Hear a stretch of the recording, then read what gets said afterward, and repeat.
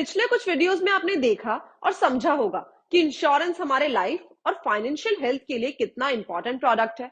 हम सभी ने कभी ना कभी इंश्योरेंस खरीदा ही होगा और इंश्योरेंस को खरीदते वक्त या खरीदने के बाद उसमें प्रोडक्ट, केवाईसी, कवरेज अमाउंट या राइडर से रिलेटेड कुछ ना कुछ प्रॉब्लम्स तो जरूर फेस करे होंगे। और जब भी हमने ऐसी प्रॉब्लम्स फेस करी होगी तब या तो हमने अपने एजेंट को कांटेक्ट किया होगा या फिर ऑनलाइन पोर्टल से खरीदे हुए इंश्योरेंस के लिए ऑनलाइन हेल्प ली होगी। ऐसी सिचुएशन में कभी कभी तो हमको सॉल्यूशन मिला होगा और कभी कभी हम बिना सॉल्यूशन के ही फ्रस्ट्रेटेड और इरिटेट हुए होंगे। तो चलिए आज हम पता करते हैं कि कैसे इंश्योरेंस से रिलेटेड प्रॉब्लम के लिए एक पूरा ग्रीवेंस मैनेजमेंट सिस्टम होता है और उसको अप्रोच करके हम अपनी प्रॉब्लम्स का सोल्यूशन ढूंढ सकते हैं। अच्छा, एक बात बताइए, जब आपको बैंक से प्रॉब्लम्स होती है तो आप किसको अप्रोच करते हैं? ऑब्वियसली आरबीआई को। जब स्टॉक मार्केट से प्रॉब्लम होती है तो किसको अप्रोच करते हैं? सेबी को। वैसे ही इंश्योरेंस को कंट्रोल करने के लिए और उससे जुड़ी प्रॉब्लम्स को रिजॉल्व करने के लिए हम अप्रोच करते हैं आईआरडीए को। आईआरडीए ने एक आईजीएमएस नाम का इंटीग्रेटेड ग्रीवेंस मैनेजमेंट सिस्टम तैयार किया है जो कि आपकी प्रॉब्लम्स का पूरा डेटाबेस अपने पास रखता है, जिससे वो आपकी कंप्लेंट्स की प्रोग्रेस को भी ट्रैक कर सकते हैं। जब भी आपको इंश्योरेंस कंपनी की कोई भी कंप्लेन करनी होती है तो आप आईजीएमएस पर अपनी कंप्लेन को रजिस्टर कर सकते हैं।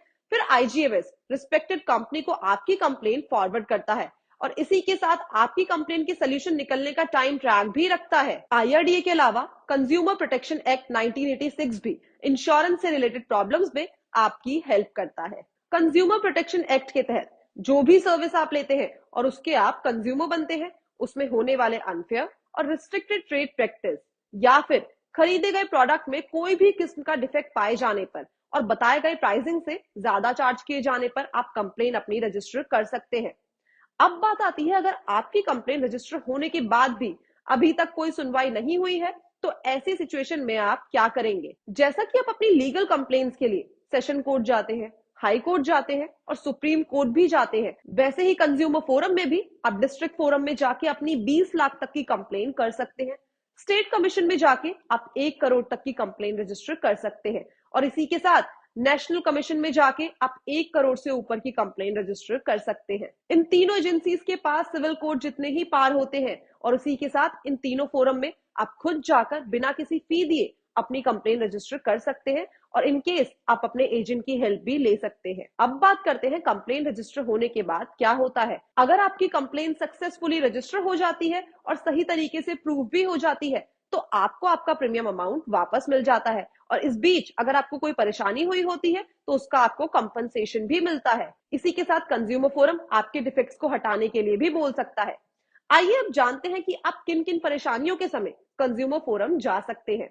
सबसे पहले आता है delay in settlement of claim, यानी अगर आपने क्लेम के लिए फाइल किया है और आपको आपका क्लेम सही वक्त पर नहीं मिला तो इस परेशानी के लिए आप कंज्यूमर फोरम जा सकते हैं। इसके अलावा क्लेम के सेटल ना होने पर भी आप कंज्यूमर फोरम का सहारा ले सकते हैं और पॉलिसी के टर्म्स एंड कंडीशन में आने वाले प्रॉब्लम्स में भी आप कंज्यूमर कोर्ट का सहारा ले सकते हैं। इन दोनों सॉल्यूशंस के अलावा आपको सेंट्रल गवर्नमेंट की तरफ से इंश्योरेंस अम्बर्समेंट भी दिए जाते हैं जो कि लोगों की लाइफ और नॉन लाइफ इंश्योरेंस के लिए सॉल्यूशन प्रोवाइड करने का काम करते हैं। ये इंश्योरेंस क्लेम को कॉस्ट इफेक्टिव और बिना किसी भेदभाव के सेटल कराने की कोशिश करते हैं।